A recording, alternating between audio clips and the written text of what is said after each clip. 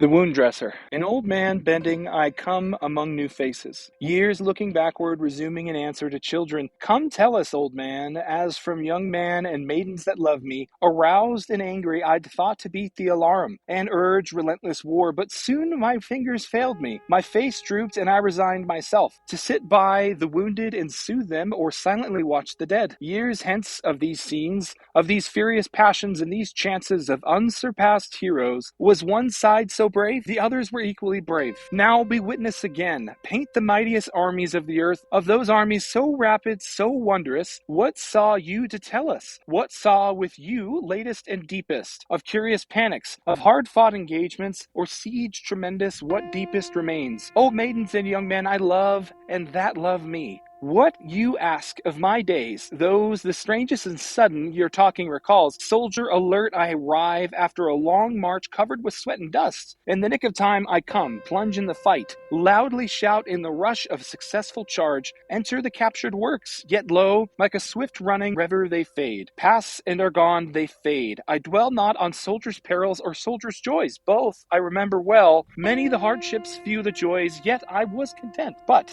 in silence, in dreams, projections, while the world of gain and appearance and mirth goes on, so soon what is over forgotten, and waves wash the imprints off the sand. With hinged knees returning, I enter the doors, while for you up there, whoever you are, follow without noise and be of strong heart. Bearing the bandages, water and sponge, straight and swift to my wounded I go, where they lie on the ground after the battle brought in, where their priceless blood reddens the grass on the ground, or to the rows of the hospital tent, or under the roofed hospital, to the long rows of cots up and down each side I return, to each and all, one after another I draw, not one do I miss. An attendant follows holding a tray, he carries a refuse pail, soon to be filled with clotted rags, blood, emptied and filled again. I onward go, I stop, with hinged knees and steady hand to dress wounds. I am firm with each, the pangs are sharp yet unavoidable. One turns to me his appealing eyes, poor boy, I never knew you, yet I think I could not refuse the moment to die for you, if that would save you. On I go. Open doors of time, open hospitals. The crushed head I dress, poor crazed hand tear not the bandage away. The neck of the cavalryman, with the bullet through and through I examine. Hard the breathing rattles, quite glazed already the eye. Yet life struggles hard. Come sweet death, O persuaded, O beautiful death, in mercy come quickly. From the stump of the arm, the amputated hand, I undo the clotted lint, remove the slough, wash off the matter in blood. Back on his pillow the shoulder bends, with curved neck and side, falling head. His eyes are closed, his face is pale, he dares not look on the bloody stump, and has not yet looked on it. I dress a wound in the side, deep, but a day or two more, for see the frame all wasted and sinking, and the yellow-blue countenance see. I dress the perforated shoulder, the foot with the bullet wound, cleanse the one with a gnawing and putrid gangrene, so sickening, so offensive, while the attendant stands behind aside me, holding the tray and pail. I am faithful, I do not give out. The fractured thigh, the knee, the wound in the abdomen, these and more I dress with impassive hand, yet deeply in my breast a fire, a burning flame. Thus in silence and dreams projections, resuming, I thread my way through the hospitals. The hurt and wounded I pacify with soothing hand. I sit by the restless all the dark night. Some are so young, some suffer so much, I recall the experience sweet and sad. Many a soldier's loving arms about this neck have crossed and rested. Many a soldier's kiss dwells on these bearded lips. I sing the body electric. I sing the body electric. The armies of those I love engirth me, and I engirth them. They will not let me off till I go with them, respond to them, and discorrupt them, and charge them full with the charge of the soul. Was it doubted that those who corrupt their own bodies conceal themselves? And if those who defile the living are as bad as those who defile the dead? And if the body does not do fully as much as the soul? And if the body were not the soul, what is the soul? The love of the body of man or woman balks account. The body itself balks account. That of the male is perfect, and that of the female is perfect. The expression of the face balks account. but the expression of a well-made man appears not only in his face, it is in his limbs and joints also. It is curiously in the joints of his hips and wrists, it is in his walk and carriage of his neck, the flex of his waist and knees. Dress does not hide them. The strong, sweet quality he has strikes through the cotton and broadcloth. To see him pass conveys as much as the best poem, perhaps more. You linger to see his back and the back of his neck and shoulder side, the sprawl of fullness of babes, the bosoms and heads of women, the folds of their dresses, their style as we pass in the street, the contour of their shape downwards. The swimmer naked in the swimming bath, seen as he swims through the transparent green shine, or lies with his face up and rolls silently to and fro in the heave of the water. The bending forward and backward of rowers and rowboats, the horseman in his saddle, girls, mothers, housekeepers, and all their performances, the group of laborers seated at noontime with their open dinner kettles and their wives waiting, the female soothing a child, the farmer's daughter in the garden or cowyard, the young fellow hoeing corn, the sleigh driver driving his 6 horses through the crowd, the wrestle of wrestlers, 2 apprentice boys, quite grown, lusty, good-natured, native-born, out on the vacant lot at sundown after work, the coats and caps thrown down, the embrace of love and resistance, the upper hold and under hold, the hair rumpled over and binding the eyes, the march of firemen in their own costumes, the play of masculine muscle through clean setting trousers and waist straps, the slow return from the fire, the pause when the bell strikes suddenly again, and the listening on the alert, the natural, perfect, varied attitudes, the bent head, the curved neck, and the counting. Such like I love. I loosen myself, pass freely, am at the mother's breast with the little child, swim with the swimmers, wrestle with wrestlers, march in line with the firemen, and pause, listen, count. I knew a man, a common farmer, the father of 5 sons, and in them the fathers of sons, and in them the fathers of sons. This man was of wonderful vigor, calmness, beauty of person, the shape of his head, the pale yellow and white of his hair and beard, the immeasurable meaning of his black eyes, the richness and breadth of his manners. There I used to go and visit him, to see he was wise also. He was 6 feet tall, he was over 80 years old, his sons were massive, clean, bearded, tan-faced, handsome. They and his daughters loved him. All who saw him loved him. They did not love him by allowance, they loved him with personal love. He drank water only, the blood showed like scarlet through the clear brown skin of his face. He was a frequent gunner and fisher, he sailed his boat himself. He had a fine one presented to him by a ship joiner. He had fowling pieces presented to him by men that loved him. When he went with his 5 sons and many grandsons to hunt or fish, you would pick him out as the most beautiful and vigorous of the gang. You would wish long to be with him. You would wish to sit by him in the boat, that you and he might touch each other. I have perceived that to be with those I like is enough. To stop in company with the rest at evening is enough. To be surrounded by beautiful, curious, breathing, laughing flesh is enough. To pass among them or touch any one, or rest my arm ever so slightly around his or her neck for a moment, what is this then? I do not ask any more delight. I swim in it as in a sea. There is something in staying close to men and women and looking on them, and in the contact and odor of them that pleases the soul well. All things please the soul, but these please the soul well. This is the female form. A divine nimbus exhales from it from head to foot. It attracts with fierce, undeniable attraction. I am drawn by its breath, as if I were no more than a helpless vapor. All falls aside but myself and it. Books, art, religion, time, the visible and solid earth, and what was expected of heaven or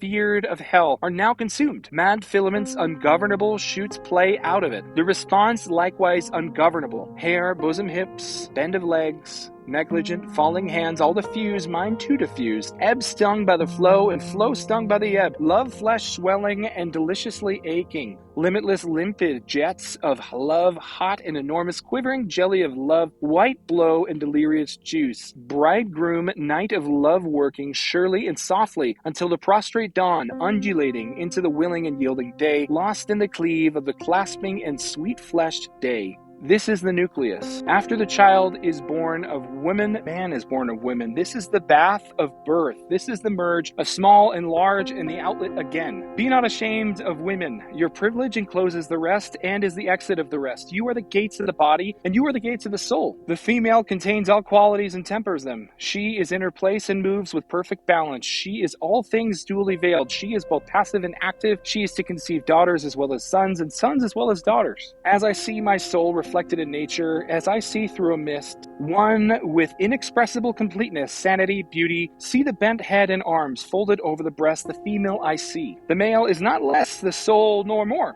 He too is in his place. He too is all qualities. He is action and power. The flesh of the known universe is in him. Scorn becomes him well, and appetite and defiance become him well. The wildest, largest passions, bliss that is utmost, sorrow that is utmost, become him well. Pride is for him. The full spread pride of man is calming and excellent to the soul. Knowledge becomes him. He likes it always. He brings everything to the test of himself. Whatever the survey, whatever the sea and the sail, he strikes sounding at last only here. Where else does he strike soundings except here? The man's body is sacred, and the woman's body is sacred. No matter who it is sacred. Is it the meanest one in the laborer's gang? Is it one of the dull-faced immigrants just landed on the wharf? Each belongs here, or anywhere, just as much as the well-off, just as much as you. Each has his or her place in the procession. All is a procession. The universe is a procession with measured and perfect motion. Do you know so much yourself that you call the meanest ignorant? Do you suppose you have a right to a good sight, and he or she has no right to a sight? Do you think matter has cohered together from its diffuse float, and the soil is on the surface, and the water runs, and vegetation sprouts for you only, and not for him and her, a man's body at auction? For before the war, I often go to the slave mart and watch the sale. I help the auctioneer. The sloven does not half know his business. Gentlemen, look on this wonder. Whatever the bids of the bidders, they cannot be high enough for it. For it, the globe lay preparing quintillions of years without one animal or plant. For it, the revolving cycles truly and steadily rolled. In this head, the all-baffling brain. In it, below it, the makings of heroes. Examine these limbs, red, black, or white. They are cunning and tendon and nerve. They shall be stripped that you may see them. Exquisite senses, life-lit eyes, pluck, volition, flakes of breast muscle, pliant backbone and neck, flesh not flabby, good-sized arms and legs, and wonders within there yet. Within there runs blood, the same old blood, the same red running blood. There swells and jets a heart. There all passions, desires, reaching, aspirations. Do you think they are not there because they are not expressed in parlors and lecture rooms? This is not only one man, this is the father of those who shall be fathers in their turn. In him, the start of populous states and rich republics. Of him, countless immortal lives with countless embodiments and enjoyments. How do you know who shall come from the offspring of his offspring through the centuries? Who might you find? You have come from yourself. If you could trace back through the centuries. A woman's body at auction. She too is not only herself, she is the teeming mother of mothers. She is the bearer of them that shall grow and be mates to the mothers. Have you ever loved the body of a woman? Have you ever loved the body of a man? Do you not see that these exactly the same to all, in all nations and times, all over the earth? If anything is sacred, the human body is sacred, and the glory and sweet of a man is a token of manhood untainted. And in man or woman, a clean, strong, firm-fibered body is more beautiful than the most beautiful face. Have you seen the fool that corrupted his own life body, or the fool that corrupted her own life body? For they do not conceal themselves and cannot conceal themselves. O my body, I dare not desert the likes of you in other men and women, nor the likes of the parts of you. I believe the likes of you are to stand or fall with the likes of the soul,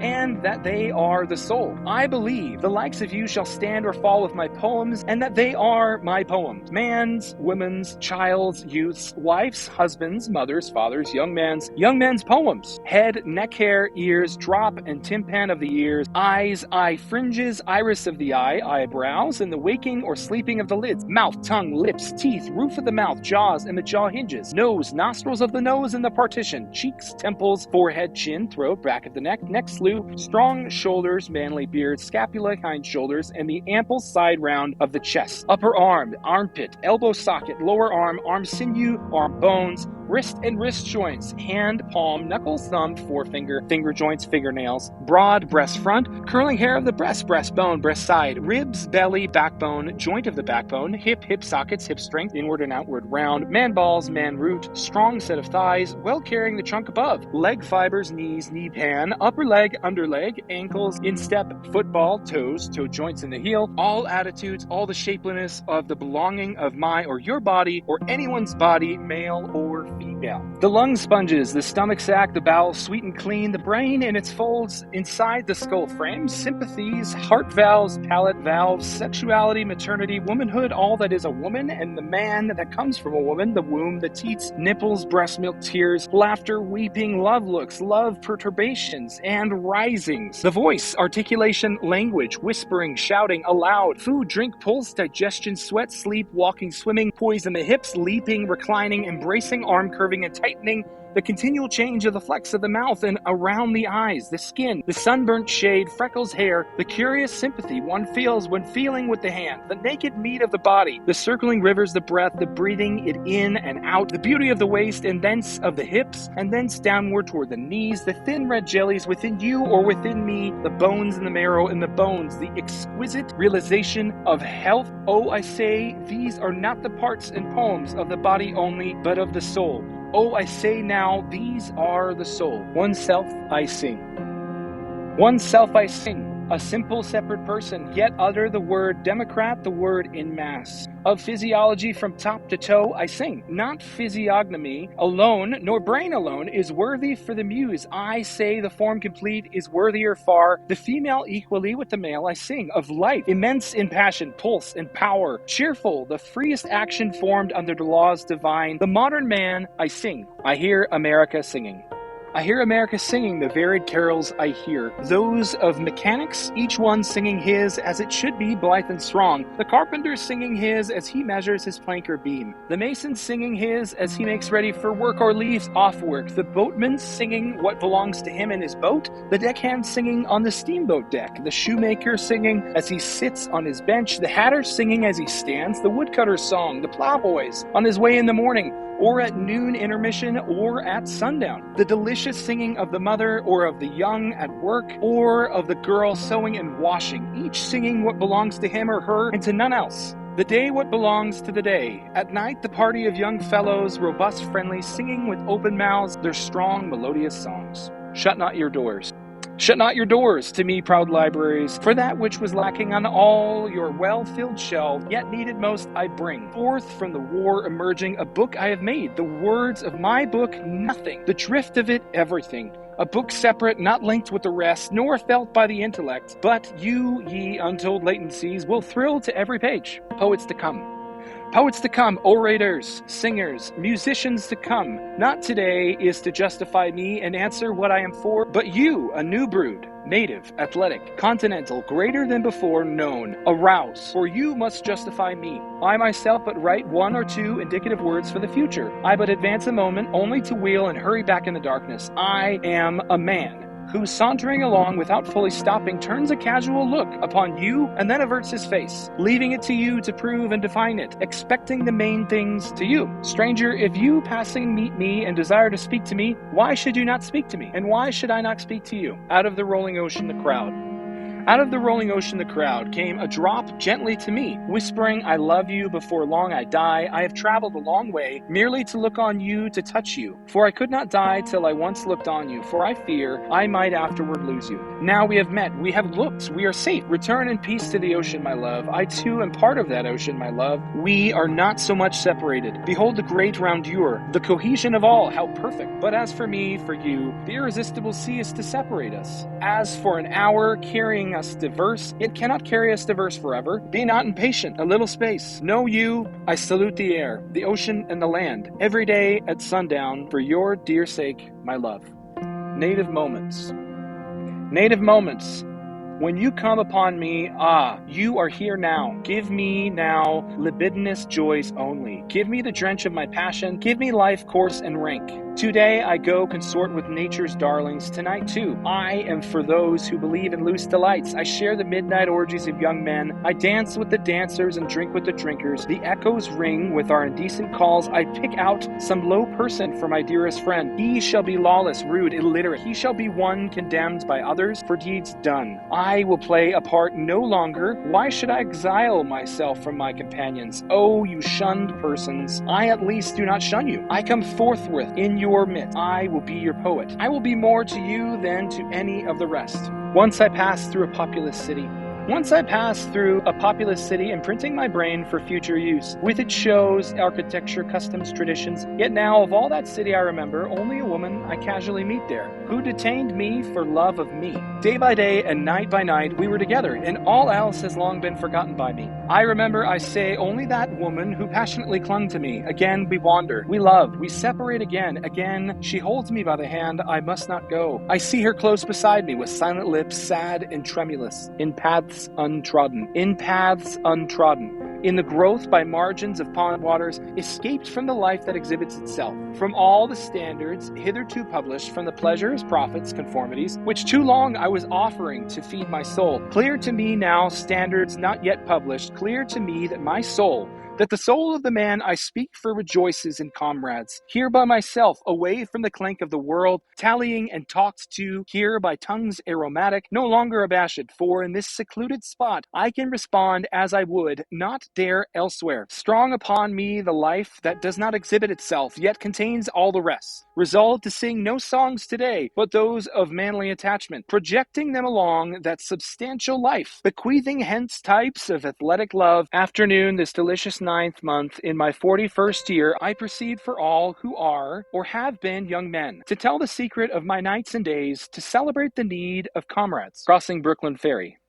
Flood tide below me, I see you face to face. Clouds of the west, sun there half an hour high, I see you also face to face. Crowds of men and women, attired in the usual costumes, how curious you are to me. On the ferry boats, the hundreds and hundreds that cross, returning home, are more curious to me than you suppose. And you that shall come from shore to shore, years hence, are more to me, and more in my meditations than you might suppose. The impalpable sustenance of me from all things at all hours of the day, the simple, compact, well-joined scheme, myself disintegrated, every one disintegrated, yet part of the scheme. The similitudes of the past and those of the future, the glories strung like beads on my smallest sights and hearings, the current rushing so swiftly and swimming with me far away, the others that are to follow me, the ties between me and them, the certainty of others, the life, love, sight, hearing of others. Others will enter the gates of the ferry and cross from shore to shore. Others will watch the run of the flood tide. Others will see the shipping of Manhattan north and west, and the heights of Brooklyn to the south and east. Others will see the islands large and small. 50 years hence, others will see them as they cross. The sun half an hour high, 100 years hence, or ever so many 100 years hence, others will see them. Will enjoy the sunset, the pouring in of the flood tide, the falling back to the sea of the ebb tide.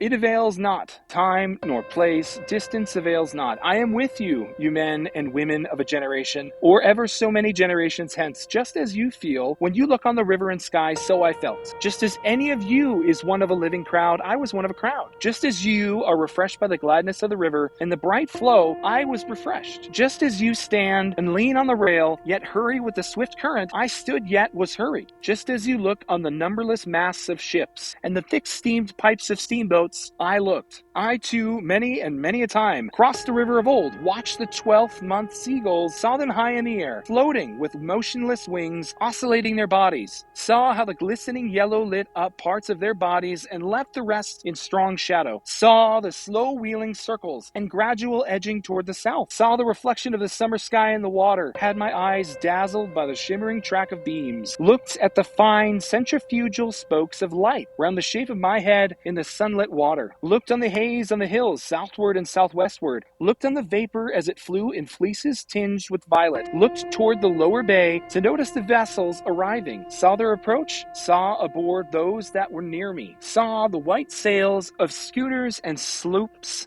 saw the ships at anchor, the sailors at work in the rigging or out astride the spars, the round masts, the swinging motion of the hulls, the slender serpentine pennants, the large and small steamers in motion, the pilots in their pilot houses, the white wake left by the passage, the quick, tremulous whirl of the wheels, the flags of all nations, the falling of them at sunset, the scallop-edged waves in the twilight, the ladle cups, the frolicsome crests and glistening, the stretch afar, growing dimmer and dimmer, the gray walls of the granite storehouses by the docks. On the river, the shadowy group, the big steam tug closely flanked on each side by the barges, the hay boat, the belated lighter. On the neighboring shores, the fire from the foundry chimneys burning high and glaringly into the night, casting their flicker of black contrasted with wild red and yellow light over the tops of the houses and down into the clefts of the streets. These and all else were to meet me the same as they are to you. I loved well those cities, loved well the stately and rapid river. The men and women I saw were all near to me. Others the same, others who looked back on me because I looked forward to them. The time will come, though, I stop here today and tonight. What is it then between us? What is the count of the scores of hundreds of years between us? Whatever it is, it avails not. Distance avails not, and place avails not. I too lived. Brooklyn of ample hills was mine. I too walked the streets of Manhattan Island and bathed in the waters around it. I too felt the curious, abrupt questionings stir within me. In the day among crowds of people, sometimes they came upon me. In my walks home late at night, or as I lay in my bed, they came upon me. I too had been struck from the float forever, held in solution. I too had received identity by my body. That I knew was of my body. And what I should be, I knew I should be of my body. It is not upon you alone the dark patches fall. The dark threw its patches down upon me also. The best I had done seemed to me blank and suspicious. My great thoughts, as I supposed them, were they not in reality meager? Nor is it you alone who knows what it is to be evil. I am he who knew what it was to be evil. I too knitted the old knot of contrariety, blabbed, blushed, resented, lied, stole, grudged, had guile, anger, lust, hot wishes I dared not speak, was wayward, vain, greedy, shallow, sly, cowardly, malignant, the wolf, the snake, the hog, not wanting in me, the cheating look, the frivolous word, the adulterous wish not wanting, refusals, hates, postponements, meanness, laziness, none of these wanting, was one with the rest. The days and the haps of the rest was called by my nighest name by clear, loud voices of young men as they saw me approaching or passing, felt their arms on my neck as I stood, or the negligent leaning of their flesh against me as I sat, saw many I loved in the street or ferry boat or public assembly, yet never told them a word, lived the same life with the rest, the same old laughing, gnawing, sleeping, played the part that still looks back on the actor or actress, the same old role, the role that is what we make it, as great as we like, or as small as we like, or both great and small. Closer yet I approach you. What thought you have of me now? I had as much of you. I laid in my stores in advance. I considered long and seriously of you before you were born. Who was to know what should come home to me? Who knows, but I am enjoying this. Who knows for all the distance, but I am as good as looking at you now, for all you cannot see me. What can ever be more stately and admired to me than mast-hemmed Manhattan, river and sunset and scallop-edged waves of flood tide, the seagulls oscillating their bodies, the hay boat in the twilight, and the belated lighter? What gods can exceed these that clasp me by the hand, and with voices I love call me promptly and loudly by my nighest name as I approach? What is more subtle than this which ties me to the woman or man that looks in my face, which fuses me into you now and pours my meaning into you? We understand, then, do we not? What I promised without mentioning it, have you not accepted? What is the study? What the study could not teach, what the preaching could not accomplish, is accomplished, is it not? Flow on, river. Flow with the flood tide and ebb with the ebb tide. Frolic on, crested and scallop-edged waves. Gorgeous clouds of the sunset, drench with your splendor me or the men and women generations after me. Cross from shore to shore, countless crowds of passengers. Stand up, tall masts of Manhattan. Stand up, beautiful hills of Brooklyn. Throb, baffled and curious brain. Throw out questions and answers. Suspend here and everywhere. Eternal float of solution. Gaze, loving and thirsting eyes in the house or street or public assembly. Sound out,